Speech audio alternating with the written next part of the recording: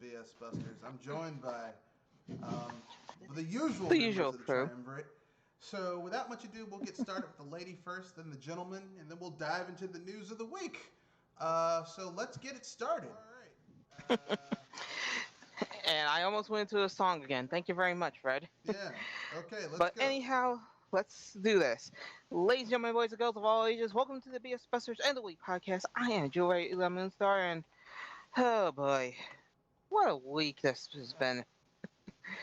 All the, all these pre-orders, all these buyouts. Are we are we done yet? Well, I mean, look, as far as uh, as far as business goes, this is hilarious to me. Like the business. Well, never mind. Kenoshi, introduce yourself. This is Kenoshi Abominito here to say that Microsoft will soon own the world. Well, I On the mean, world? Oh boy, that's reaching. they are sitting on 1.31 billion dollars in cash. Sorry, not one. Sorry, 131 billion dollars in cash. 131. Look, listen. If I had $1 billion in cash, I would be set. I'd be like, you know what? I don't need to work anymore. I'm just gonna chill. They say that Apple's worth $1 trillion, but how much is that of the actual cash? I think. I think. Here, I can Google it. Microsoft cash reserves. Cash on hand. Okay, so basically, here are the top 10 companies with the most cash on hand. Number one is obviously Microsoft. Yeah. Number two is Berkshire Hathaway. Microsoft has 136.6 billion, and that was last quarter. So basically, the last fiscal quarter they had that much on hand. After this, it's down because they spent $7.5 billion in cash for Bethesda. Then number two is Berkshire Hathaway. That's the investment firm that's run by Warren Buffett and his partner. Then Alphabet, which is Google. And then number four is Apple. They're sitting on only 100 billion. 100.6. I was about It's to only say, 100.6.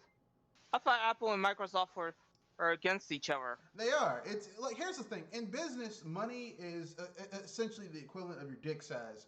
And essentially speaking, Microsoft right now in America has the biggest dick.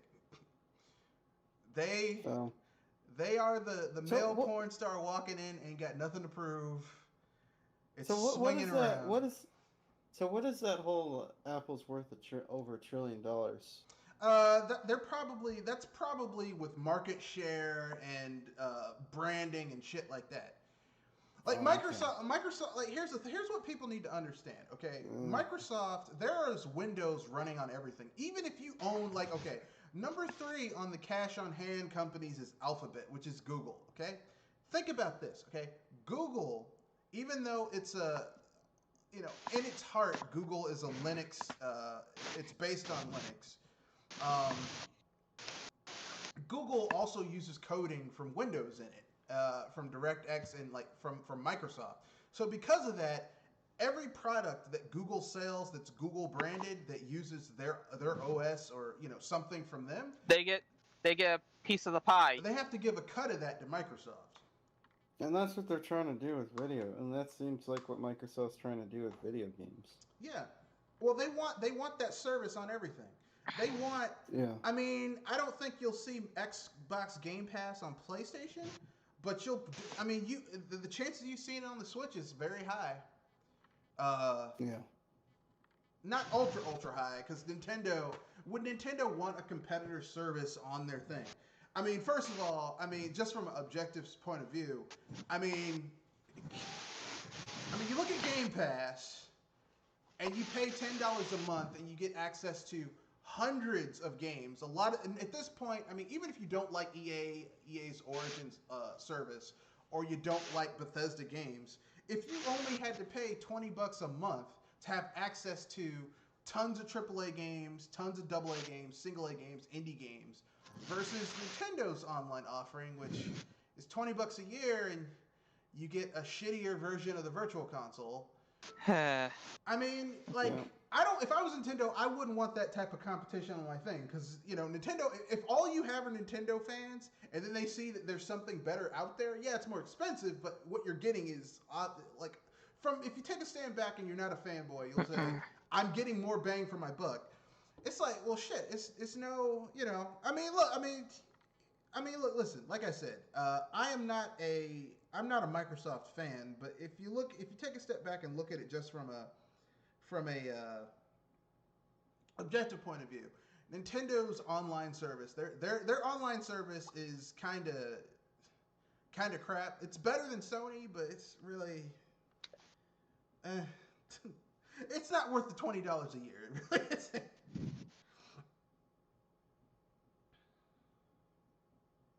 Yeah. So, I mean, whereas Microsoft has always had a very strong online service, so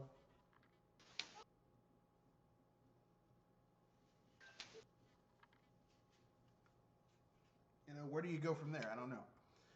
But anyway, that's my opinion. So basically, yeah, Microsoft has a lot of money.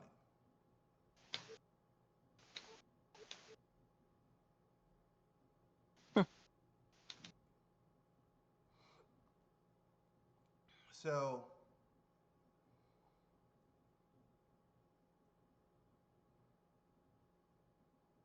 they got a lot of money. So with that being said,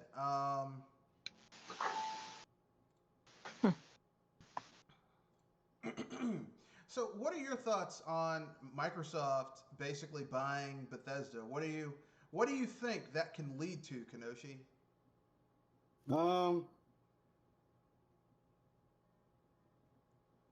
Oh, obviously some kind of monopoly of sorts, but it could potentially lead to some interesting combinations of things, such as they own Obsidian, they own Bethesda, so they could possibly make a new Vegas 2, or something like that, something in that vein. Which would be There are awesome. people, yeah.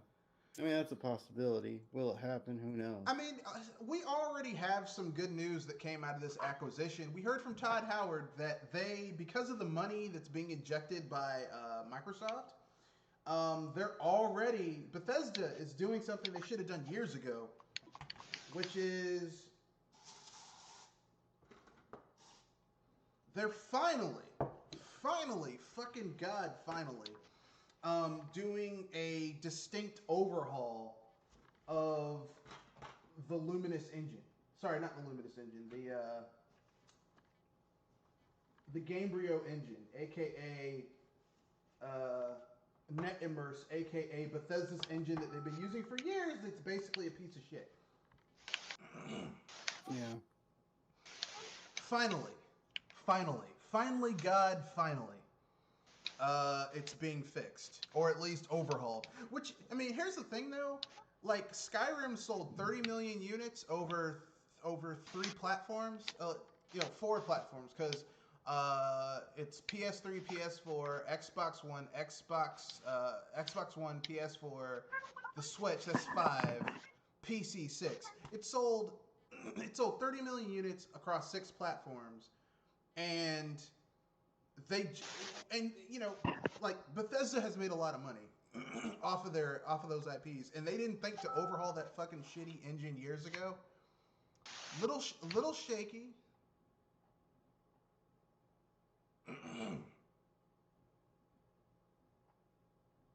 But we'll do what we have to do, you know what I'm saying?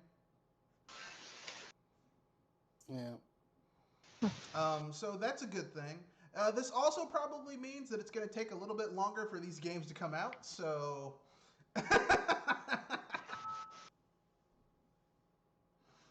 Hey, sometimes good things come to those who wait. If we're lucky, because the lead platform for these games is probably going to be the Xbox, the Sexbox, and PC.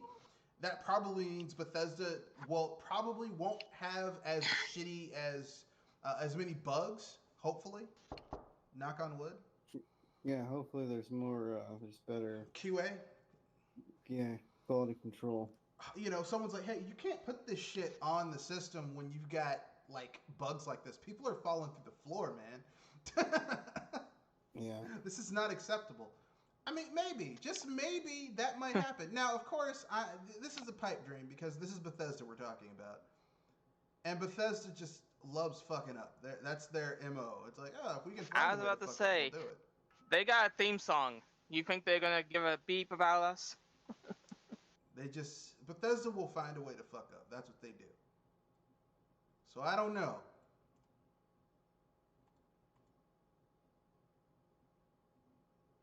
We could hope that we get something good.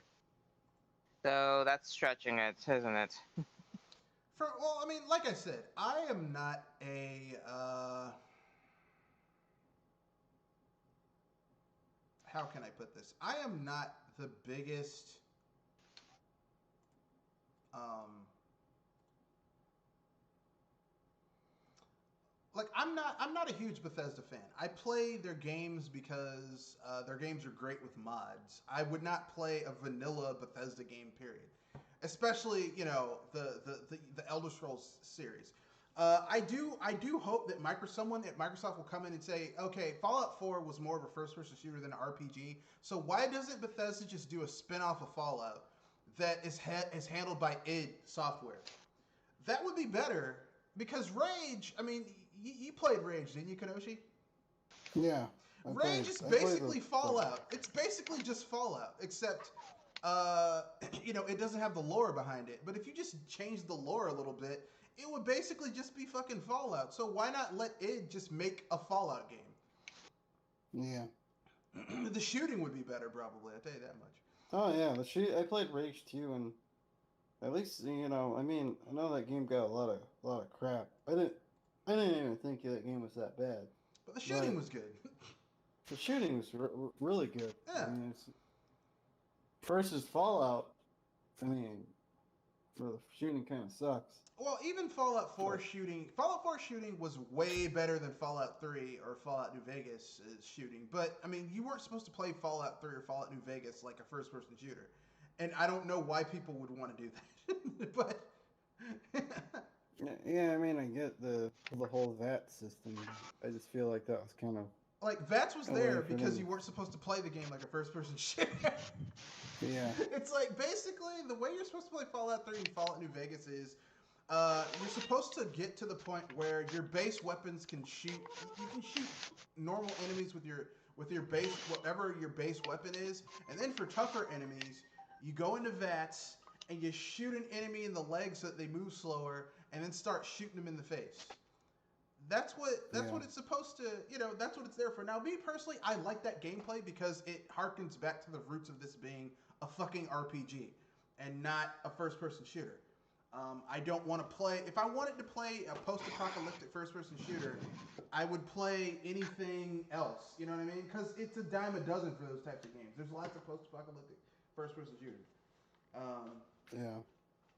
Not a lot of games like Fallout. I mean, the closest we got to a post-apocalyptic, futuristic shooter that kind of had good first-person shooting was maybe The Outer Worlds. That was kind of close, but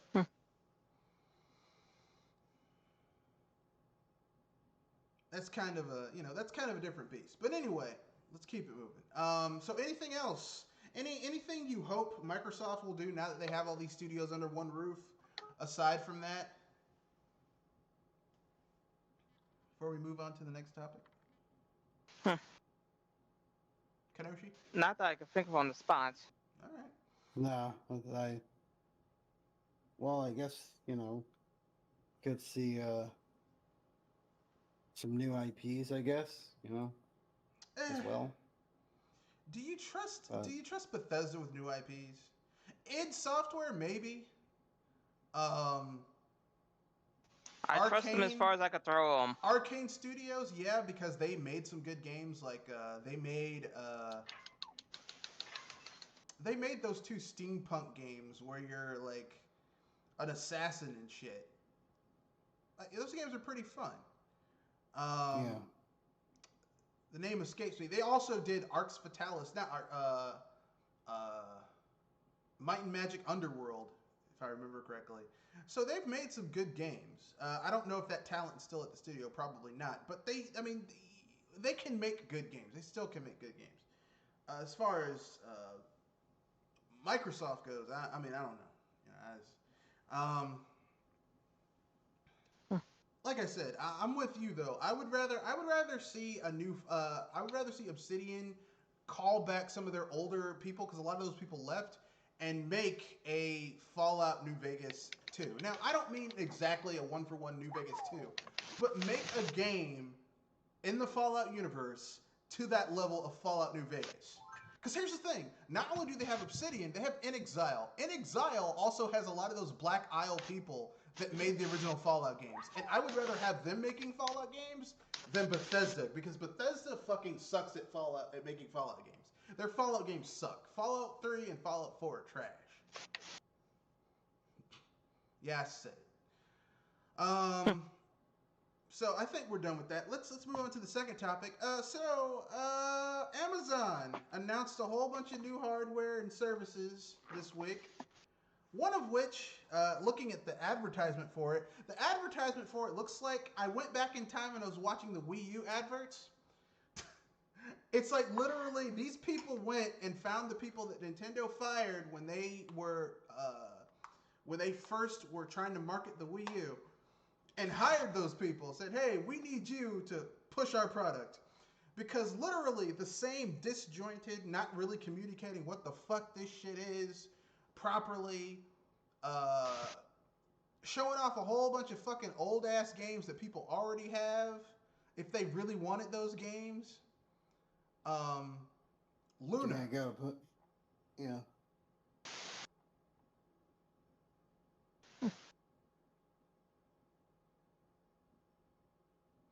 So basically, Luna will be powered by Amazon Web Services, and it can basically be connected to. In order to play it, you can use an Xbox One controller and DualShock controller, but the best way to play it is with their Luna controller, which will be priced at $50. And connects directly to the cloud to effortlessly control your game, featuring a multiple antenna design that prioritizes uninterrupted Wi-Fi for lower latency gaming. Sure. And guess what?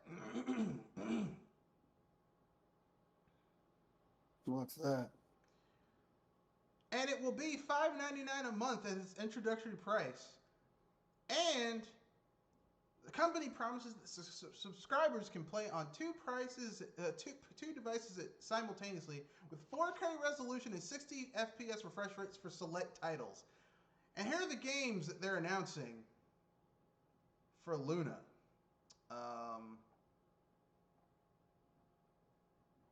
Does it say? Luna Games. Here, let me look it up. Luna Games. Amazon Luna Games.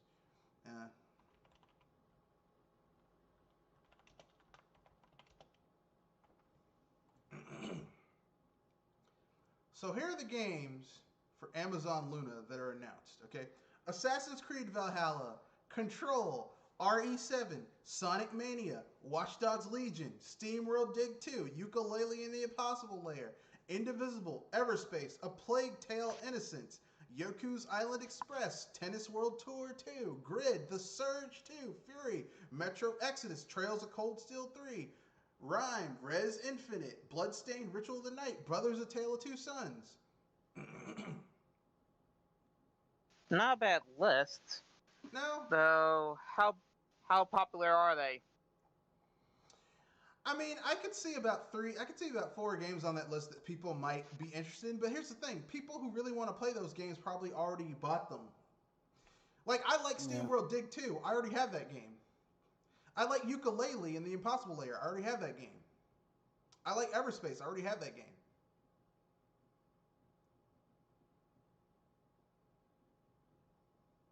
Like, this list is a mix of like AA and a few AAA games, but not really.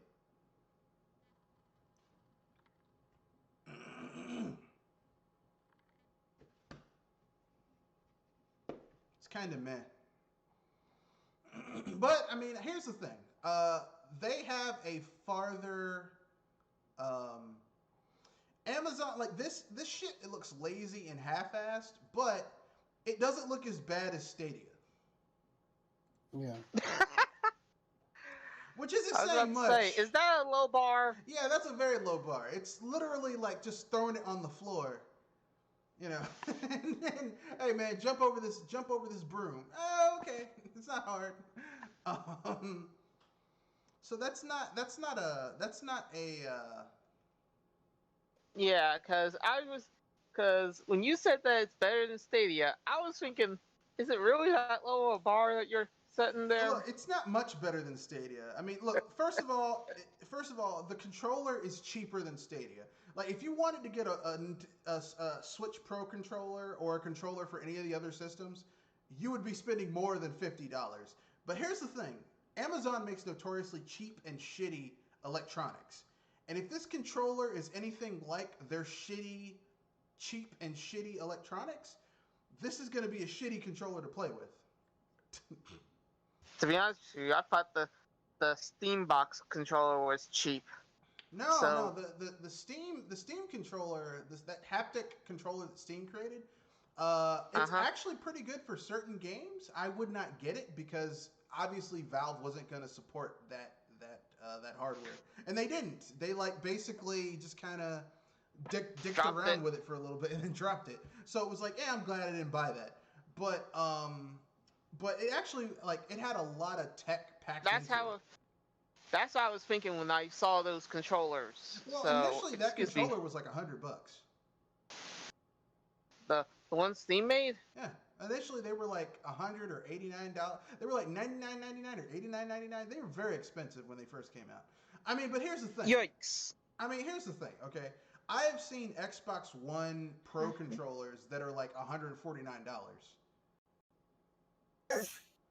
Yeah. Yeah, $175 is the new Pro controller. That's how much it costs. You know, like I've seen Scuff's controllers that are ridiculously expensive. So, like, but at the end of the day, it's for a certain type of person. Not to mention, those controllers are, at least the Xbox controllers are highly customizable. So there's a lot of moving parts and whatnot. So. Yeah, you can customize them, and you can I mean, basically, they're for people who really want to play first-person shooters and want to customize the experience so that it's almost, in their mind, as good as someone playing the game on PC. Yeah. Because really, like, for first-person shooters, the best way to play a first-person shooter is mouse and keyboard. I used to be one of those people. No, it's really mouse and keyboard is the best because mouse and keyboard, first-person shooters, especially first-person shooters where PC is the lead platform. You cannot aim faster with a controller than you can with a mouse. You can't. I was about to say the closest thing that you ever could get to that is motion controls. And even then, it's not hitting those marks. Okay, I love the first-person shooting in first-person shooters that use the Wiimote and nunchuck. Still not as good as a mouse and keyboard. Like if you really want to play a first-person shooter, the best way to do it is mouse and keyboard.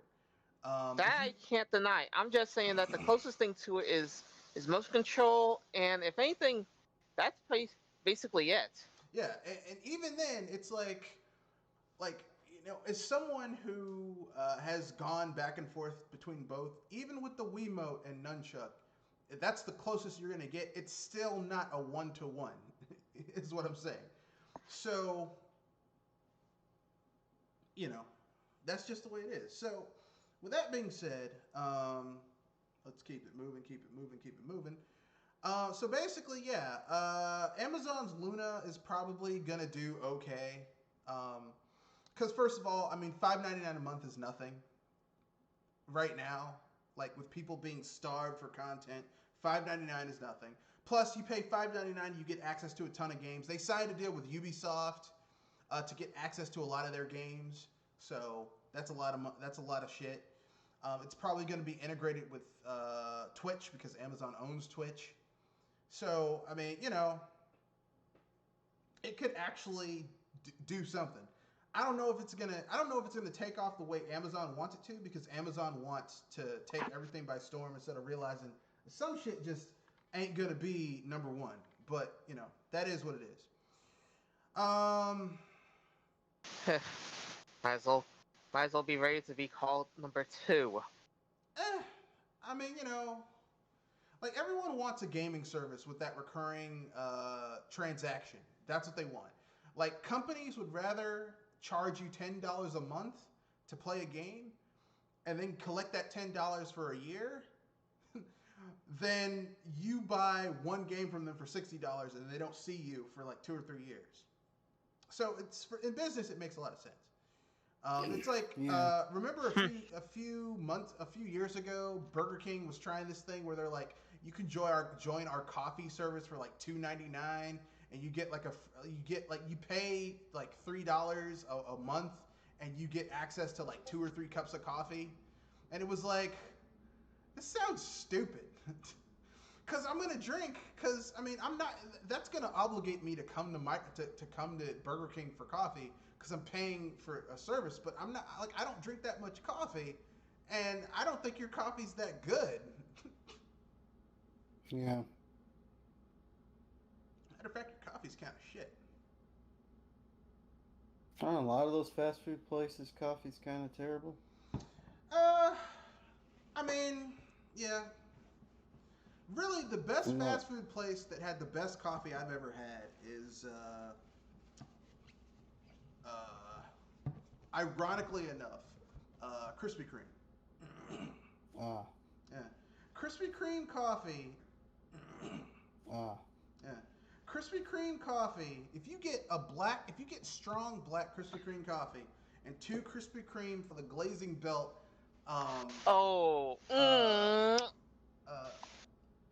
Oh, that's some sweet beep. Yeah, those glazed donuts and a small cup of coffee. You don't even need sugar for the coffee. You just literally take a bite of that sweet ass donut and a sip of that hot ass coffee. It's one of the best experiences. But that's really the experience, the ambiance, the whole thing. The best. Everything's got to come together perfectly. I'm more of a milk person, but still. Everything has to come together. But that's the best coffee I've had at a fast food place. The best coffee. No, go ahead, Kadoshi.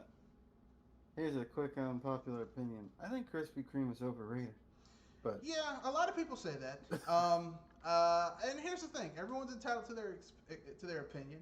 You're a damn liar. I'm joking. I don't think it's bad. I just think it's overrated. I think their Krispy Kremes are okay. I mean, look, man. Everyone has their opinion. Everyone's entitled to what they like. The reason I like Krispy Kreme is because I don't eat it very often.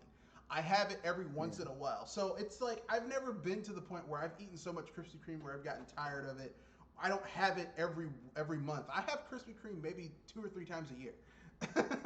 But when I have it, it's fucking good. Every bite's like 500 calories. Not to mention the amount of sugar. No, it's not 500 calories. Maybe about 200. But I mean, really, if you get the glazed donut, it's really not that bad. If you get the raised donut, the glazed donut, it's really not that bad. Now, cake donuts, even though I prefer cake donuts to me, I just like the flavor and the texture. They have a lot of calories, but you have more dough, and they're fried. Like the way they're constructed, they absorb more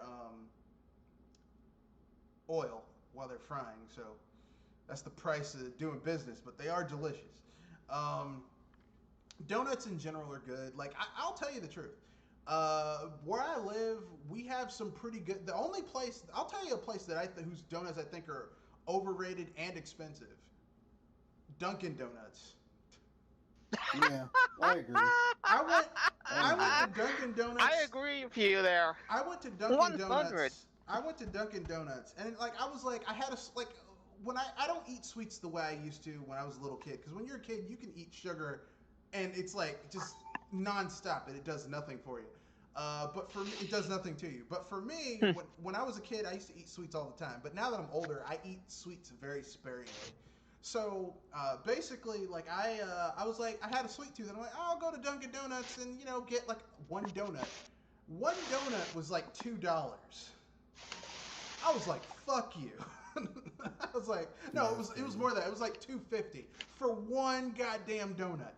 One The donut. donuts aren't that great. Although I had a couple maple donuts at Dunkin' Donuts a couple days ago. It's all right. Nah, man. No donut is worth $2.50 for one donut, unless that donut, crazy, unless I take a bite out of that donut and have an orgasm. Then I'd be like, okay, is $2.50 worth it? I was about to say, whoever buys donuts like that, they have to have some serious pocket change burning. Let me put it this way, okay? Like unless you're with a woman and you sit down at Dunkin' Donuts for coffee and she takes a bite out of that donut and she has a Harry Met Sally moment, like unless that shit happens, $2.50 is too goddamn much for a donut. Because here's the thing, okay? Where I live, we have Shoppers, which their big thing is that they sell colossal donuts. So basically, they sell donuts that have been extra proofed, so they're bigger than normal. And they're like 99 cents, but you get a huge fucking donut. Like, if you get one colossal donut, you're good. It's like, it almost covers your entire hand. It's huge. It's a big donut. And they're good, too, especially if you get there early in the morning when they just take them out the fryer. They're fucking delicious. But they're like 99 cents. And even Krispy Kreme, I mean, yeah, their donuts are a little bit more expensive, but like Krispy Kreme has the brand name and all that shit. There's like an experience involved with it. Dunkin' Donuts are like, well, try our coffee. Your coffee's not good either. You bastards. Trying to sell someone some damn How do you feel about Starbucks? Their coffee is overbrewed. Like, here's the thing. For a company that prides itself on being Seattle's best and, like, having people who know how to brew coffee, they don't. Because, have you ever had Starbucks coffee and it tastes burnt? I'm not a huge I don't mind coffee, but I'm not a huge coffee drinker. Well, okay, let me put it this way. If you drink coffee and you take a sip of it and the coffee tastes like it's burnt, like it's been like the first thing you're gonna think is they roasted this for too long, or they brewed it for too long, or they used it means that basically the coffee was brewed at too hot a temperature. Because really, when you brew coffee, percolate it and make it, you're supposed to use water that's under boiling. Like, you're supposed to bring the water to a brief boil and then let it cool a little bit and then pour it over your grounds. Literally, Starbucks, for a company that's supposed to like come from Seattle, which is like the coffee place, they don't know how to brew coffee. They're terrible at it. So I don't like their coffee. And their Market Cafe kind of sucks. Like they're you know. Didn't Starbucks essentially have the problem as that they were good when they were just located in Seattle, and then when they became a huge chain, their quality started to go down? Yeah, because I actually went to I have relatives that live in Seattle, and I went to one of the Starbucks that are still operated like how they were back in the day. And actually their coffee was really good, but they basically, when the chain went national, when it franchised and went national, there's no consistent training. So basically, it's just whatever the boss says. Fuck. Yeah. What a way to lose flavor. Yeah, I'll tell you some of the best coffee I've had though at a breakfast type place. Panera Bread. Panera Bread surprisingly has good coffee. Not great, but pretty good. And they also have good breakfast items too. Like their breakfast sandwiches are pretty good. In terms of price, they're priced a little bit higher than Starbucks, but you get a higher quality product. If you get what I'm saying. I hear nothing but complaints about Panera Bread. Really? Yeah. Ooh. I've never, I've never heard anything bad about Panera Bread. I guess it depends on where you live, because where I live is a Yeah, very cosmopolitan place. So, and there's a lot of competition. What I've noticed is that restaurants that don't have competition people start to get their asses on their shoulder. When you have competition, people have to either compete or close. yeah, like in video. Yeah, either you compete or Yeah. get the fuck out the way. Those are your choices. Yeah, yeah, we should talk about those pre-orders. Nvidia, Microsoft, Sony, just Fucking completely up shit in the bed pre-orders. with those. Yeah, shit in the bed with those pre-orders. Well, I mean, you know why they do this. It's to drive up interest and sales. Yeah, part of me thinks that there is some sort of, design scarcity that they create with these pre-orders. Yeah. I mean, and then I mean, part Nintendo of the, was kind of guilty of it. I mean, part of it you could say, like right now, you could say, well, part of it is because of COVID, fucking up the supply chain. But at a certain point, how often can you blame COVID? After a certain point. Exactly. I was about to say it can do a lot of damage, but you have to figure out how much damage is by nature and how much is by Design. donks. Yeah. So at a But certain yeah. point, it's like, okay, yes, COVID happened, but at a certain okay, Nvidia knew they were going to launch a new graphics card this year before COVID ever happened. You know what I mean? So why are you having supply issues when you knew you were going to launch some shit before the shit happened? Like Sony knew they were going to launch a new console this year, last year. Like, are people really waiting to the last minute to send this shit to the factories and start making components? The thing about Sony is, I just think, honestly, right now, the way they've been acting, they just seem to be a complete utter mess, because they don't remember at the beginning of the PS4 life cycle when Shigeru Yoshida, it's like, I don't even know why the PS4 is doing successful. Yeah, and now that I have a PS4, I echo that sentiment. I don't know why anyone. I don't know why this is the highest. This is the lead platform for the 8th gen, because there's nothing special about the PS4. Yeah, I said it. There is absolutely nothing special about this console. Yep. Not a damn thing. The only thing special about it is the fact that there are games on it that I can't play on other platforms. And that's not necessarily true, because if you have PS Now, you don't even need the fucking you don't even need the fucking console. Yeah. Yeah. I'd rather play my stuff natively. Yeah, I agree. I wish I was. If you don't have a good internet connection, it's not worth it. But for some games, it is. Yeah. It's like,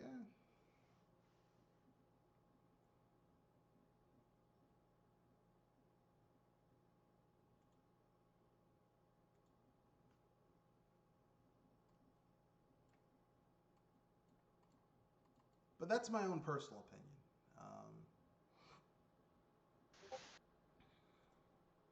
That's my own personal opinion. And I shut it. So with that being said, let's keep it moving. Our next topic is what franchise needs a collection of their games a la Mario 3D All-Stars?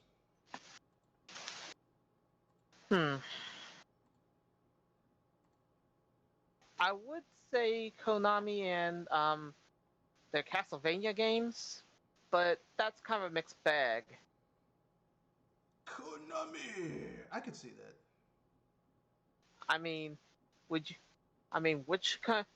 series would you go for? The quote unquote Metroidvania style, or the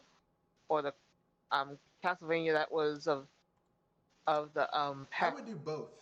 of the past generations I would do of both. SNES and SNES. I would do both. I would Oh. say I would do a castle. I would do like that bullshit that Konami did, where they're like, "This is the Castlevania collection," and it had like none of the Metroidvania ones, none of the Game Boy Advance ones. Like there were entire games that were missing from that Castlevania collection. Where I'm like, "Come on, man." If it were up to me, what I would do is I would call it the Ultimate Castlevania Collection, and I would have it basically. I would have all the Castlevania games, even those shitty 3D ones from the PS2 I have to look at you on that one and because N64. I would, because here's the thing: it's the Ultimate Castlevania Collection, which means it has everything, all of them. It would have even the fighting game. even the fighting game. Even it would have the fighting game. It would have the Castlevania, so the one that came out on the MSX. It would have all that. Hopefully with better controls, but Well, that ain't happening because I remember I remember playing Castlevania 4, Super Castlevania 4 on the Castlevania collection that Konami released. That game has lag because there's shit that I could do on the SNES and even the emulated version on the Virtual Console can't do it in that game. Like there's a delay when you do stuff, which tells me that the emulation is kind of shit.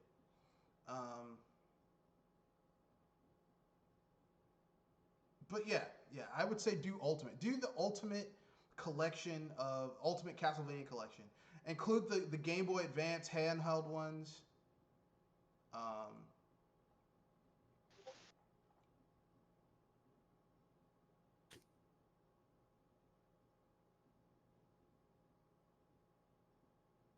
all that shit.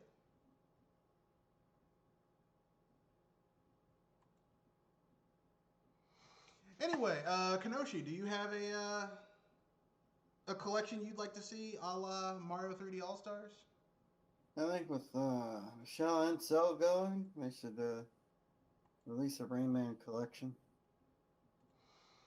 All the games, including some of the weird ass spin-offs. And just the ones that people cared about, like the Rayman 1, 2, and 3, and Origin. Maybe not Origin and Legends. Legends, because those are still pretty new. I know they're a few years old, but it'd be nice if we could get all 5 of those games. But just trying to be reasonable. Nah, man, we can't be reasonable. We have to want everything because we deserve it. Yeah, I get what you're saying. what about you, Red? You got any? I would like to see a Legend of Zelda, an Ultimate Legend of Zelda collection. Probably won't happen. Or even better, a GTA collection. That would be nice. I see that happening. So you could see the evolution of the franchise. You could do GTA, GTA 2, GTA 2 London, GTA 3, GTA, like include the story game. So GTA Liberty City Stories, Vice City Stories, GTA San Andreas, GTA 4, then all the expansions for that, GTA Chinatown Wars, GTA 5, and it doesn't need to include GTA Online because fuck that, fuck GTA Online. I'm sorry. Whenever I hear something that bad, it kind of makes me screech. I just don't like GTA Online. For me, playing GTA is like going to the bathroom and taking a shit. I don't like when I'm in the bathroom. I don't want people talking to me while I'm going to the bathroom. And GTA is the same thing. When I'm playing GTA, I don't want to play it with other people. That's a private thing, okay? Like, I don't want to be in the same world where I'm going around beating up hookers and running over the police and shit like that. Yeah, that's nature, and I don't think you want to take a 2 with a bear right next to you. You know, like, It's a private thing. And you know, I just realized, no, this is probably going to be a trope, but none of us would say that the F-Zero deserves to have a collection. What? F-Zero. What about F-Zero? I was thinking none of us said that it would be a good idea for it to have a collection. But then again, that would be good for the next part, which game series probably need a reboot. Um, could you repeat that? I was saying that I'm surprised F-Zero wasn't mentioned for a collection, so Oh, I because would nominate it for a reboot. there aren't enough games in F-Zero to where it would really be worth doing that. Across all the systems that it's been on? Look, okay, there's F-Zero for the SNES, there's F-Zero for the N64, there's F-Zero for the GameCube. Then there's F-Zero for the Game Boy. I think you forgot the Game Boy, I think. That's what I'm saying, for the Game Boy Advance. That's it. Okay, that's 4. That's 4 games. Yeah, but that's not... Like, I mean, because here's the thing. We're complaining about 3D All-Stars not including Super Mario... I mean, technically speaking, if they were really gonna do 3D All-Stars, it should have had more than 3 games in it. Because if you look at Super Mario All-Stars, what the 3D All-Stars is basically doing a 3D version of, that had more than just Super Mario World, Super Mario World 2, Super Mario World 3. It had more than that in it. And like the 1.2. It had 4. Well, no, in the 1.2 version of Super Mario All-Stars, it had Super Mario World, all 3 of the NES Super Mario games, and Super Mario Lost Levels. That's 5 games. Okay. And like, you're thinking that this is too shy.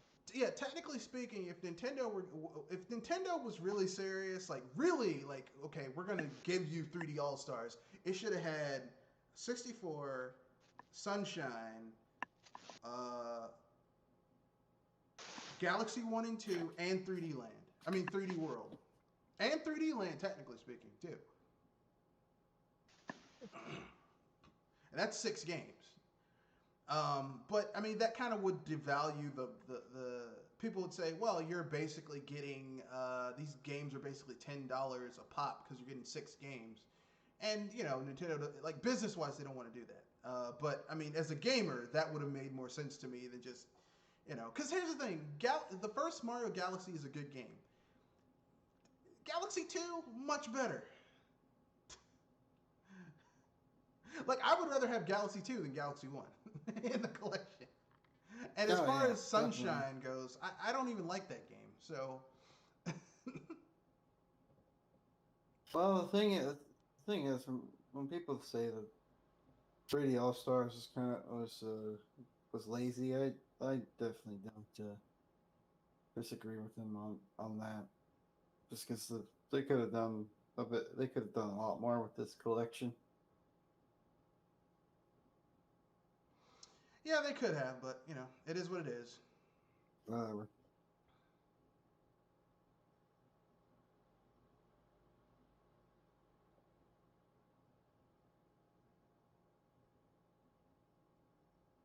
So, anyway, anything else we have to say? Any other any other games you would like to see a collection for? I think I'm good. How about Prince of Persia? Oh, that'd be good. All the Prince of Persia games combined into one thing. Yeah. Yeah, that could be. People definitely like that. That's for sure. You know, all of them, or even an Assassin's Creed collection. Not the newer ones that are like more RPGs than Assassin's Creed games, but like the old ones: Assassin's Creed 1, 2, 3, Brotherhood. You know, Valhalla looks like it's just ripping straight off from The Witcher. I don't think it's ripping off The Witcher, because The Witcher has fantasy elements. Valhalla just looks like they basically took the same gameplay concepts from Odyssey and the one before that, Origins, and basically just painted, you know, Viking shit over it. I haven't you figured out that the dude who was forced to leave because he was basically an asshole and a kind of rapey, drugging asshole? Like, I mean, didn't you notice that those games started to become the same shit, just a different coat of paint? That's because of that guy. So, don't be surprised that this game is like those other Assassin's Creed games. And for me, Assassin's Creed games are just boring.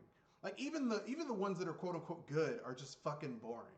It's like, why should I care?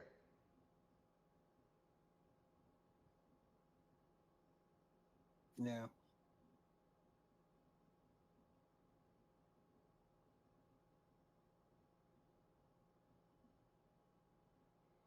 So,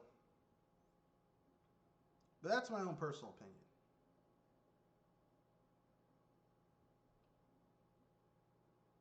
So that's my own personal opinion. Anything else?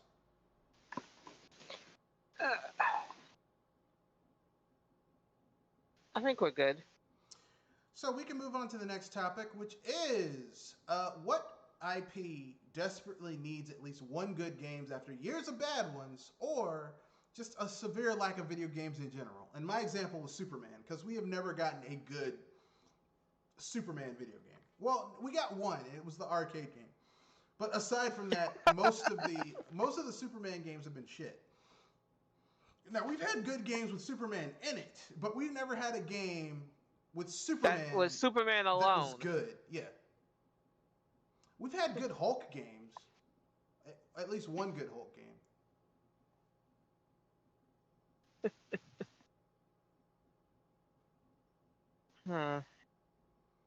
So, don't everyone I'm trying to jump in the pool at very once? funny you. I'm trying to think about it. All right. Because I guess I'll that's go. a tricky one. I guess I'll go first. Okay, so here's my idea for what would make a good IP that desperately needs a good game, but just hasn't really gotten it yet. I would say let's make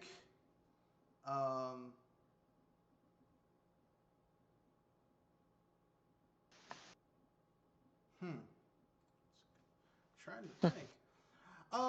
I would like to see a good Conan the Barbarian game. I know there's like Conan Exiles, which is like an MMO and all that shit, but we haven't gotten a good Castlevania game. You mean Conan game? Yeah. Conan game? Yeah, yeah.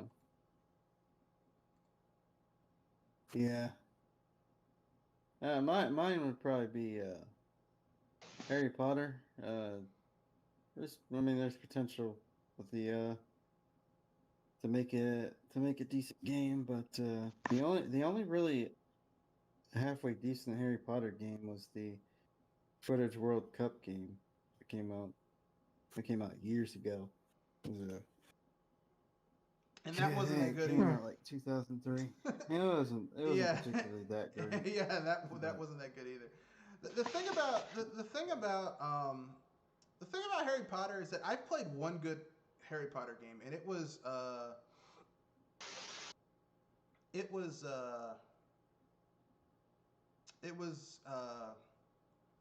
was it called? It was Harry Potter. It was a Game Boy Color game that basically turned out to be an RPG. It was like a standard RPG. But the only way you could really enjoy it is if you were really into if you were really into Harry Potter and you knew all the lore and shit. Yeah. But it was an RPG. It was like a straight up fucking RPG.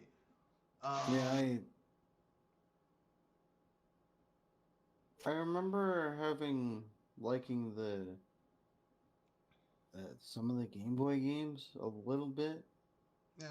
But they still weren't that great. I mean, no, they weren't. I'm just saying that's the only really good one because it would make sense for Harry Potter to be an RPG because it's sword and sorcery and all that shit, So that kind of makes sense. It looks like they're making an open world, RPG-esque Harry Potter game, but I was really into don't it. hold your breath Yeah, I was really into it until J.K. Rowling came out as fucking crazy.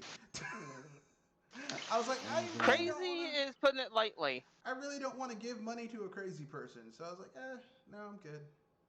Um, you know, Um, yeah. For me, I so think it's kind of a. I got a weird one though. I'm not sure how you rank it. go ahead. Um, it'd probably be the Yu-Gi-Oh games. The Since the card main thing games. though, yeah, as far as the card game and video game form, Well, because I understand where you're those coming are from. those are kind of really mixed bags. I, So if anything, that's probably a weird one on me. I understand where you're coming from, but here's my question: is there any real difference between the different games except for the types of the additional cards and maybe some new battle types? um, if anything, consistency for since some of those ga- since some of those games went to the far out there, as in if you if you played Duel of the Roses, that that'd probably be one. Yeah, that was kind of But fun. I then like again, that one. Didn't yeah, that come out on PS2 a million years ago? It also came out on PC, Well, PC too. or was it? I yeah, It remember came a out on friend. GameCube, if I remember correctly. GameCube. Yeah. Yeah, I remember. Yeah, I remember a friend picking that game up. Yeah, that's the one So where it was like it was kind of like you were leading your characters into war and some shit too. It was kind of Yeah, yeah. that was kind of interesting. I mean, if anything, I thought that we could get more of the change ups in the game. The Ye- like something like that. No, I understand what you're saying. The thing that gets me with Yu-Gi-Oh is that to me, the shit not involved with cards is more interesting than the card game. Yeah, that's the thing. Yeah. I want a mix up Like from I remember, that I remember with the series. TV show where they had this point where essentially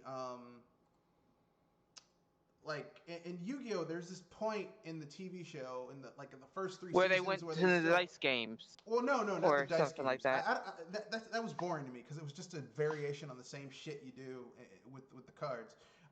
They had this thing where they go back to Egypt and they turn into monster hunters, and and basically it tells how they got Oh, the the final monsters into the season, right? cards. That shit was awesome. I'm like, why can't you make a video game about that shit? No cards. He's using Well, a the thing, card.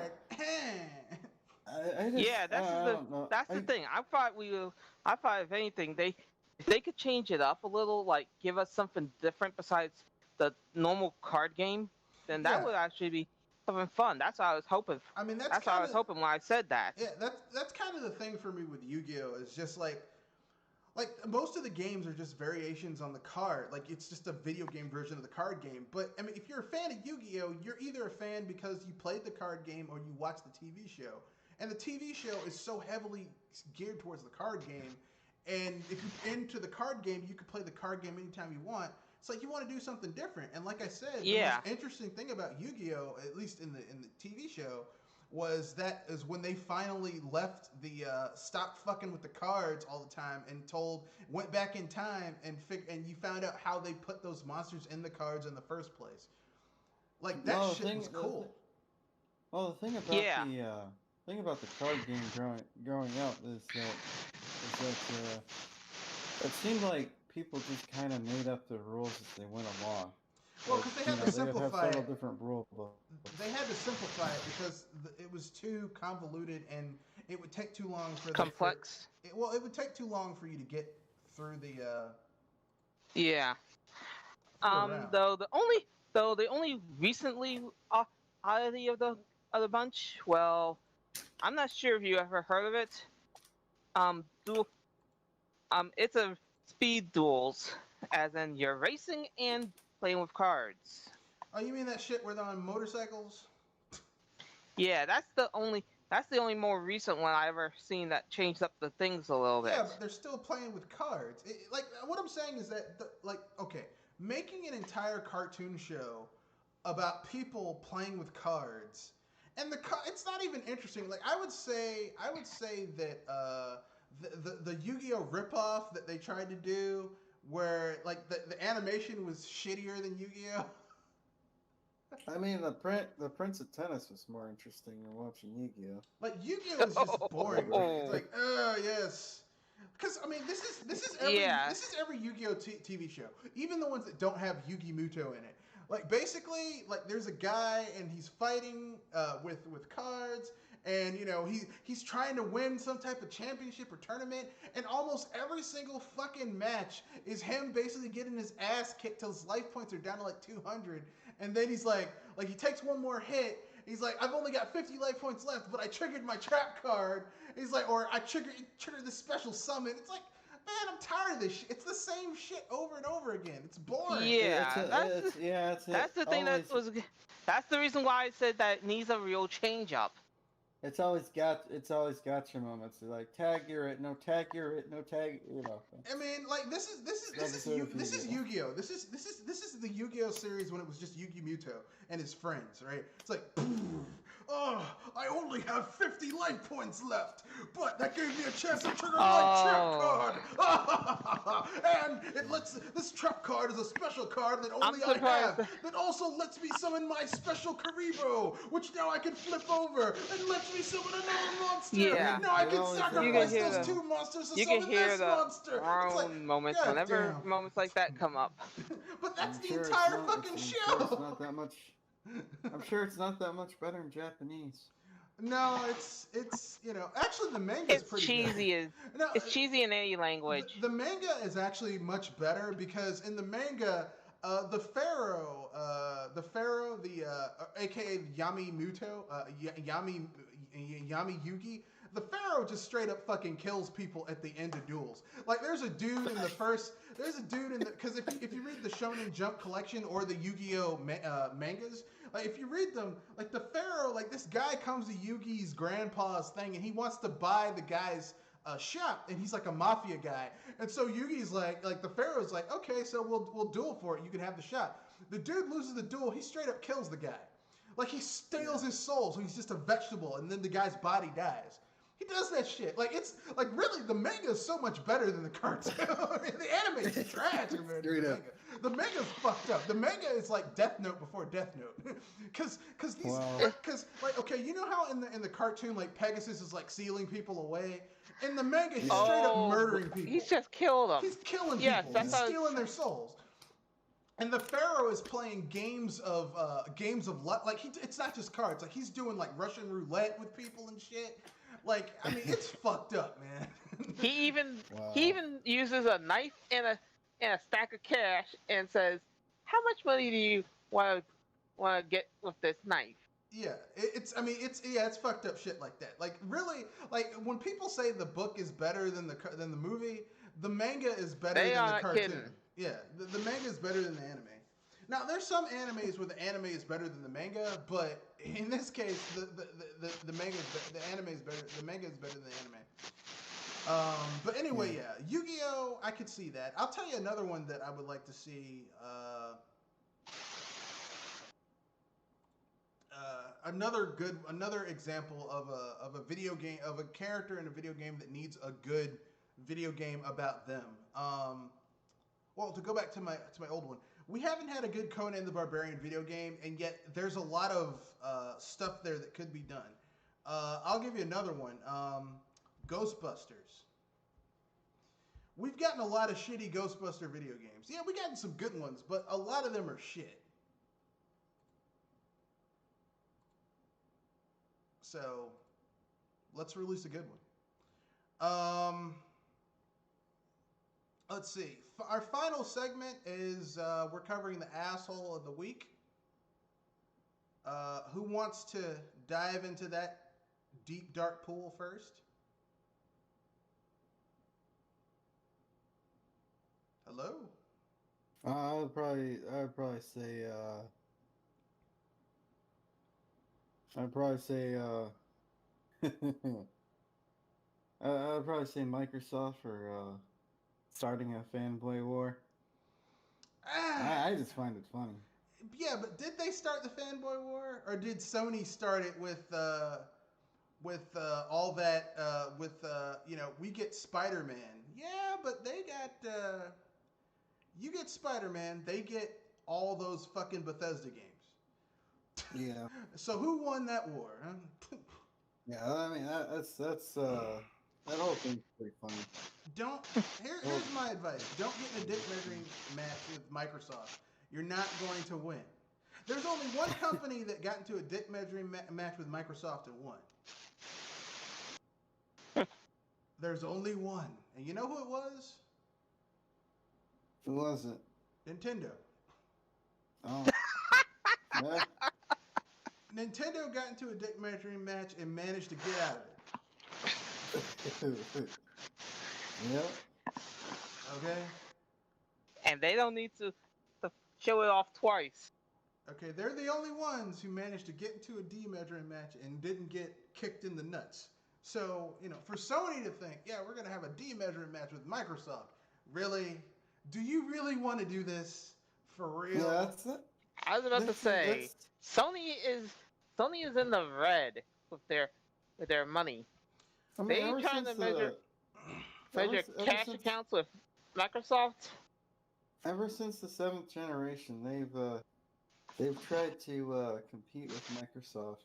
And I'm like, why? Like, you can't. You can't compete with Microsoft money. Like, they should be competing with Microsoft with first party. They should be like, and I know what people want to say, but Sony beat them during the 8th gen because Microsoft fucked up out the gate. Nintendo fucked up out the gate. Do you honestly think if Microsoft and Nintendo hadn't fucked up when they released their 8th gen consoles, do you honestly think the PS4 would have sold like what it did? Yeah, I say it's overhyped still, even with the fuck ups. It is overhyped because I have a PS4. It's nothing special. Yeah, the problem with the Microsoft 8th gen is there's too many chefs in the kitchen, and with Nintendo, they would just want to their messaging as it pertains to the Wii U wasn't particularly great. I mean, I think it was more like the third parties. I think partially it was messaging, and partially I would say 40% of it was messaging because they really didn't communicate why you should have a Wii U. To people who weren't fans who weren't Nintendo fans. Like, I'm a Nintendo fan. I bought a Wii U day one. Okay, well, not day one. I got it in February. It came out in November. But I bought one within the first 6 months of it coming out. Like, you look at the PlayStation. You look at what's it called?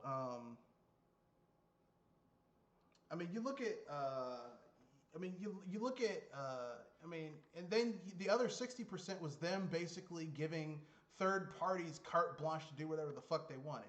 That was a mistake. That was a major mistake on their part. They shouldn't have done that.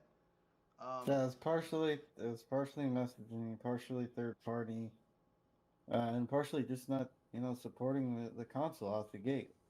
Well, like I said, but the reason they didn't do that was because third parties are like, we'll support the system, but we don't want to compete against Nintendo first party games. And it's like, okay, cool. We'll give you a year where you guys can do whatever the fuck you want. Carte blanche. And in that year, third parties basically fucked them. Yep. Yep. So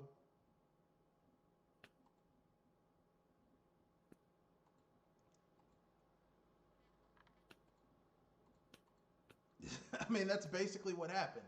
Because there was okay, first of all, when the Switch launched, when the Wii U launched, third parties put a whole bunch of old ass games that people who already wanted those games already had. If you wanted Batman Arkham City, you already had that game. If you wanted,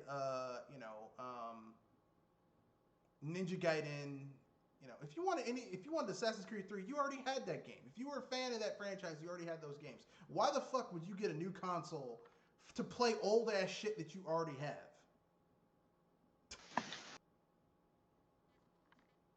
Yeah, exactly. Google Stadia is having the same problem where it's like when they launched that platform, most of the games on Google Stadia was just old shit that people already had. And at a higher price. Well,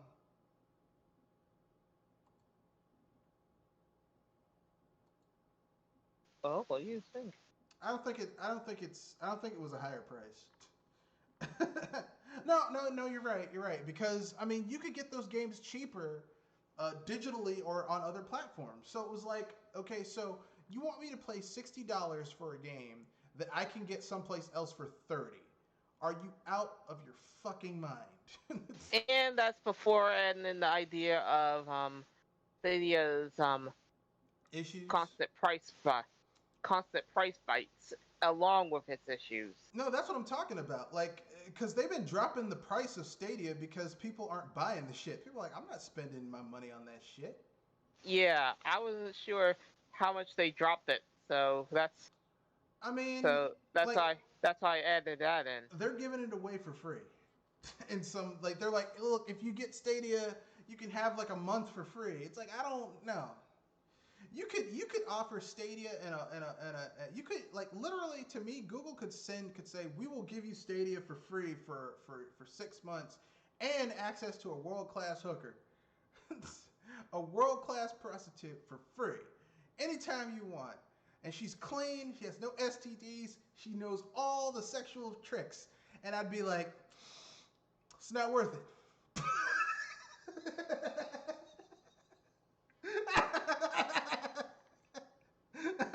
Could you imagine that? Like, literally, they could pay me. They could pay me money to play Stadia, and I wouldn't take it. Yeah. Actually, Which no, has that's to not be true. funny. It depends on the amount. If they gave me $500 million to play Stadia, to show for Stadia, I would do that shit in a minute. But just 50,000, 60,000, no, not worth it. Yeah, that's. You figure with the amount of money Alphabet has, you'd figure they could have rolled out something. I just don't think really anybody has well, I haven't heard too many bad things about xCloud. I haven't heard people, scream about how terrible xCloud is. You want to know why? Why is that? Here's the why. Because Microsoft did what you're supposed to do when you launch something like this. Game Pass was in beta for like 2 years. Okay? Internally for a year, then externally for a year. xCloud was in beta for like 2 years. Basically, they've been working out the bugs and kinks before they rolled this shit out to the public.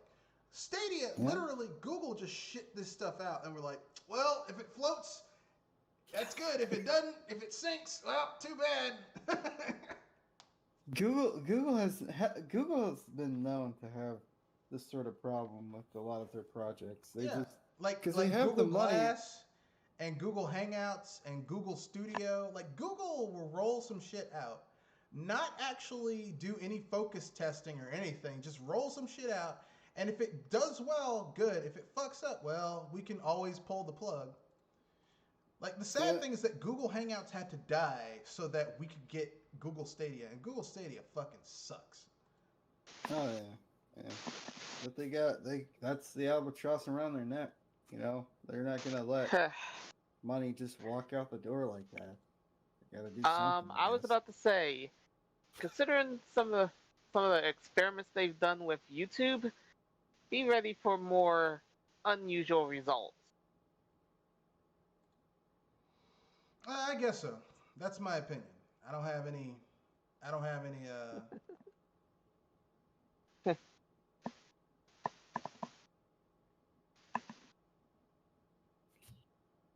I think we got that covered.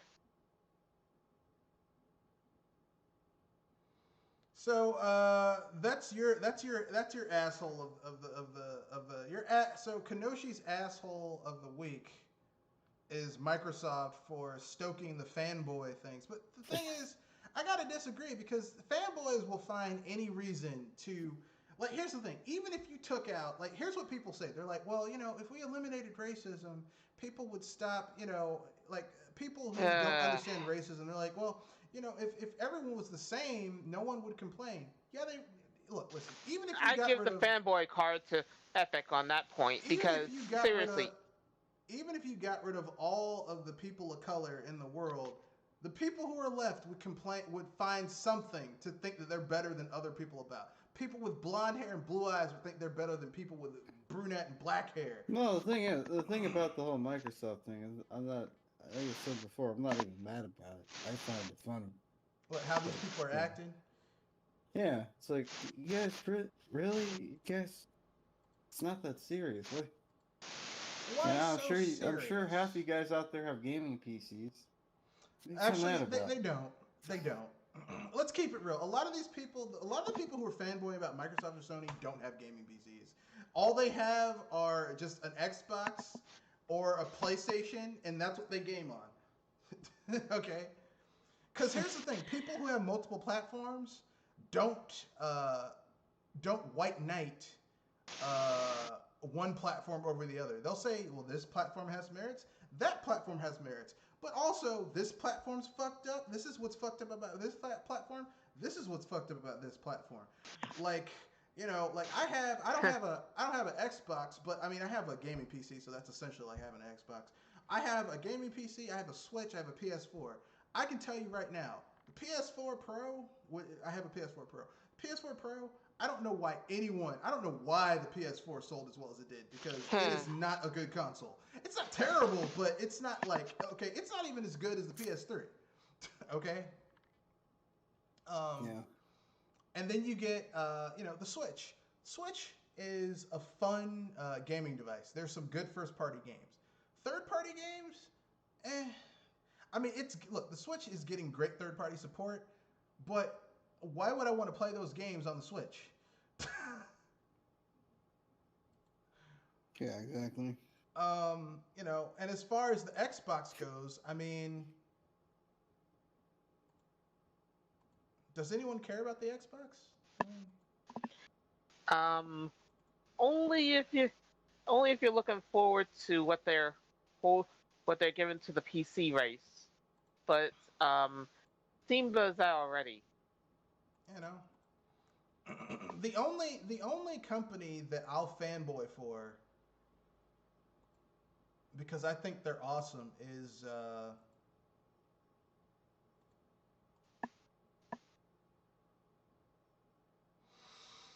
GOG, aka CD GOG? Projekt Red. Yeah, I'll fanboy for Yeah. CD Projekt Red. Yeah, they're pretty.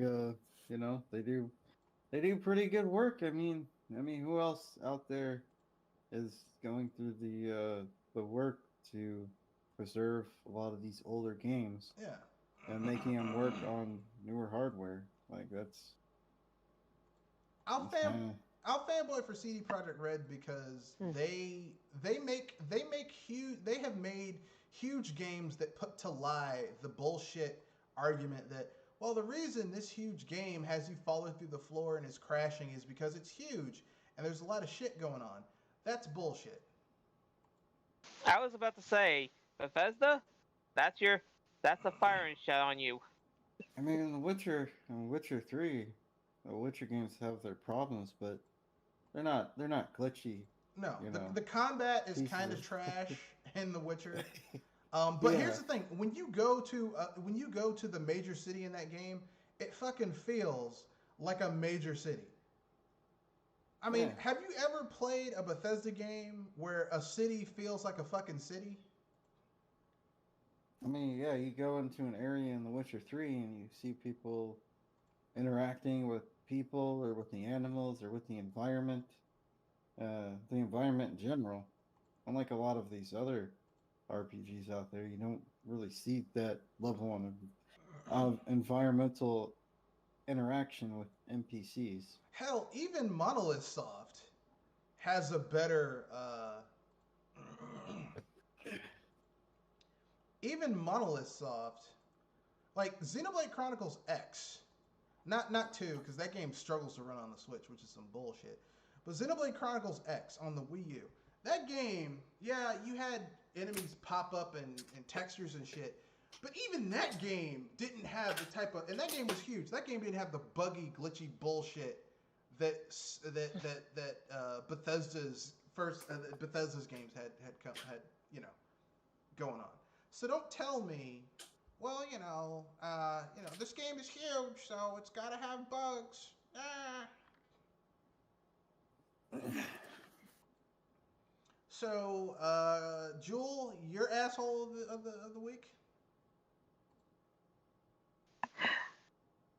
Naughty Dog, you got some beeping orbs with your stupidity here.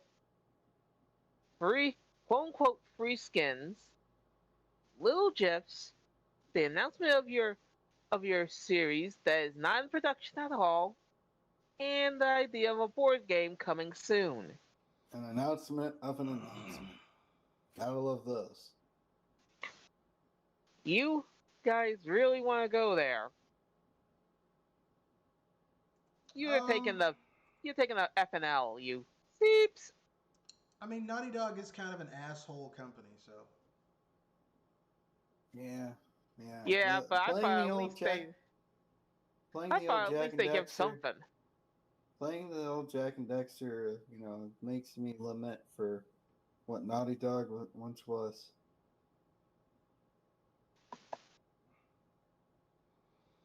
Yeah, it used to be. Yeah, it used to be good. So my number one asshole. My number one asshole of the week. Hey everyone, I know I spent a good 10 minutes defending them, but I gotta say it because I had to play devil's advocate. Microsoft. Microsoft, you guys are the asshole of the week, but not for the whole igniting the fanboy war. I don't give a shit about that. Basically, you guys bailed out Bethesda. Because here's the thing, everyone's acting like Bethesda, oh, this is a crown in the jewel. Do people realize that Bethesda over the last year has had like 5 flops? I was about to say, I thought it was more than that. They had 5 okay, think about it. Wolfenstein, the new Wolfenstein flopped. The new Doom did okay. I think that's the only thing that didn't flop. Fallout 76 flopped. Prey 2 flopped. That new Prey game flopped. Their Ghostwire game, that game kind of did not reach its expectations that people wanted because they fired the lady who was in charge of it. So basically, sorry, they had 4 flops back to back to back, 2 of which are major. If COVID wasn't happening, Todd Howard probably would have had to go on stage and commit seppuku the way things were going. No, because fanboys will always make an excuse for Todd Howard. That condescending fuck. He's like, I heard our games are buggy. I did, and it just works. It just works. And then Fallout 76 comes out, and it's like, oh well, yeah, your games are buggy pieces of shit. Is Todd Howard is he an actual developer, or is he just like a spokesman? Yeah, he did. He was a developer on Morrowind. He was the project lead on Oblivion, and the project lead on Skyrim. Like, haven't you noticed? Well, I mean, see, you're not an Elder Scrolls fan. Basically, when Todd Howard became the lead guy for Bethesda, the dumbing down of the series. Series began. It began to get stupider and dumber and more casualized. Kind of like Paper Mario, right? I was looking towards Fallout series, but the Morrowind, I actually was hoping that it gets better, and I winced every time I looked at it. No, it just got worse. Like, basically, it's kind of analogous to the Paper Mario series, okay? Like, Paper Mario, when it first came out, was like kind of like a pseudo sequel to Super Mario RPG on the Super NES, okay? And then you had Paper Mario Thousand Year Door, which was a refinement of that game, okay? It's better in every way. Then you get Super Paper Mario, which, I mean, it's kind of, it's more casual, okay? But the story is, they leaned heavy on story in that game, but the gameplay was very casual, okay? And then it goes to Sticker Star, which was ultra casual and also a steaming pile of shit. And then they go with Color Splash, which is like which is kind of like not quite as far as Sticker Star. And then you get, Origami King, which is like almost on the same level as Color Splash. So, I mean, basically, like, series become more casual because they want to reach a larger audience. Fallout became more casual because they wanted to reach a larger audience. Like, all this shit is so that they can reach a larger audience. And there's nothing wrong with that, per se. But,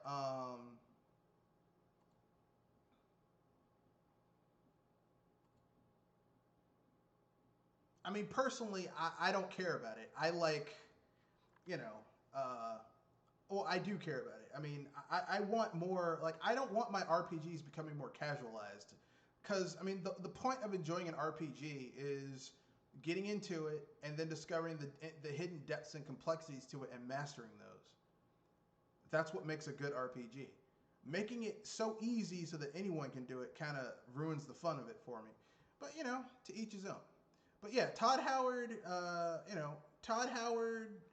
basically made Elder Scrolls more casualized and,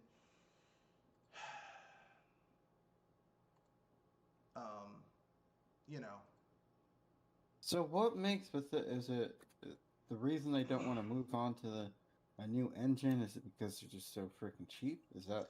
Well, I mean, that's a part of it. It's a three-pronged thing. First of all, it's cheap. Second of all,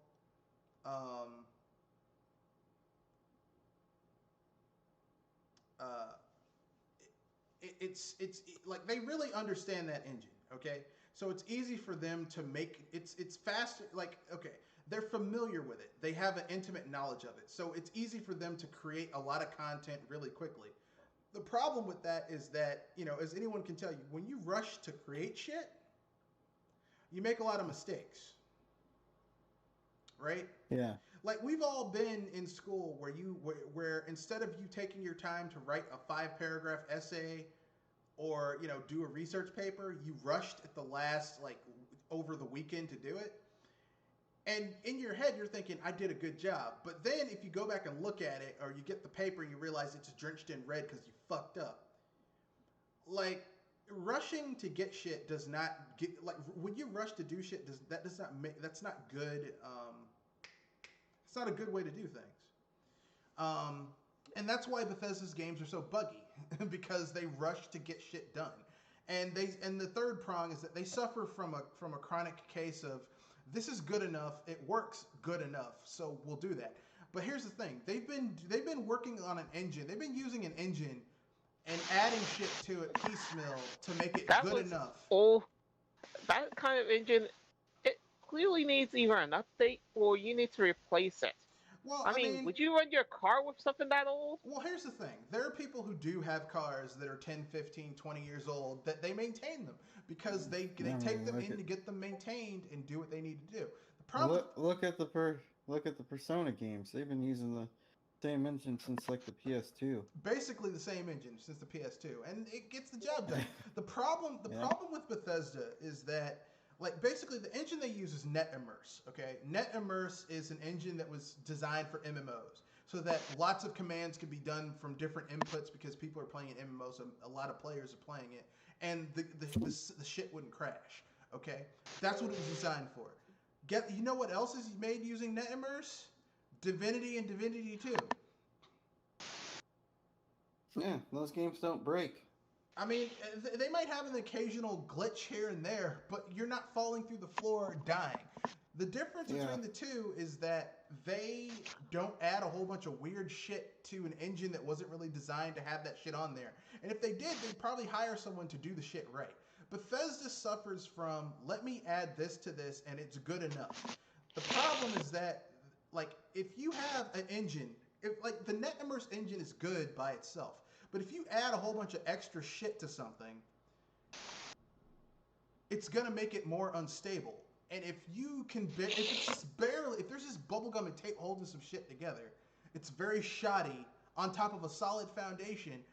Don't act surprised when other people add shit to it, it's gonna fall apart. And that's Bethesda's problem. They should have, like, years ago, when Skyrim was selling Game Busters, they should have said, okay, we're making a lot of money. Let's take a step back and overhaul our engine. They did not do that. They did not do that at all.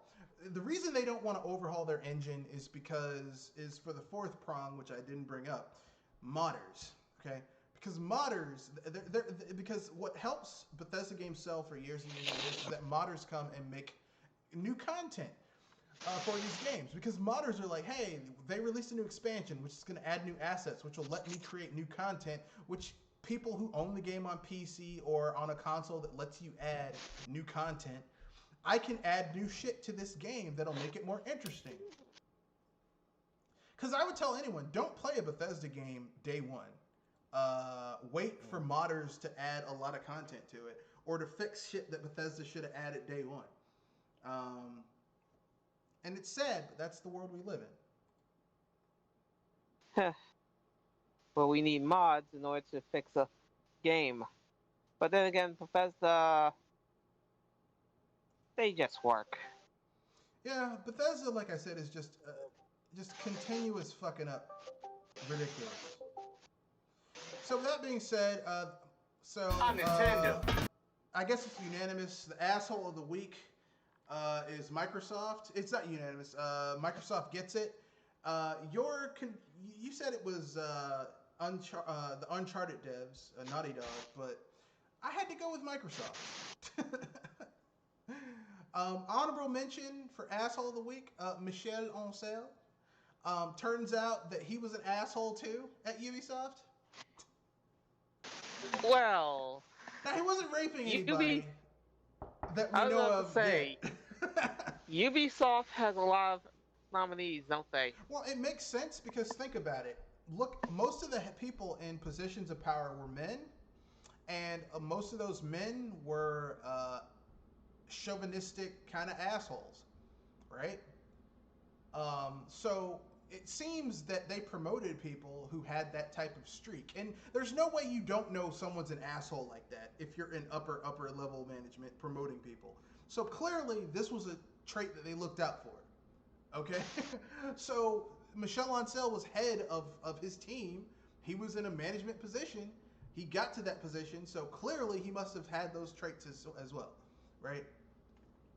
Like here's what people need to understand when you're looking at an organization. Okay, if the person at the head is an asshole, the people under him will probably also be assholes, because basically the person at the head, the attitude starts at the head and works its way down. Okay. All right. Which is why I'm surprised. Epic is surprised that Apple is willing to fight dirty when the person who founded Apple was Steve Jobs. Who fought dirtier than Steve Jobs? Maybe Bill Gates. I take that back. Maybe Bill Gates. Bill Gates fought dirtier than Steve Jobs.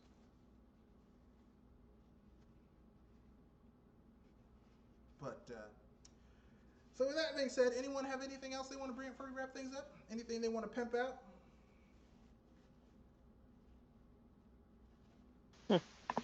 Nothing? I think we're safe. All right. Shall we? So with that being said, that's the end of this podcast. Thank you for joining. Remember, you could join us on you can join us by comment, by email, by Twitter, or by going to our Discord. That is correct. And if you would like to get in touch with the channel, you could reach me at mrredfoxbsbuster at gmail.com, or you can at me on Twitter at Matthew Wesley at mrredfox91, or there's a link to the Discord server down in the description. Down in the description underneath this podcast. So with that being said, that's in this podcast. Rate, comment, share.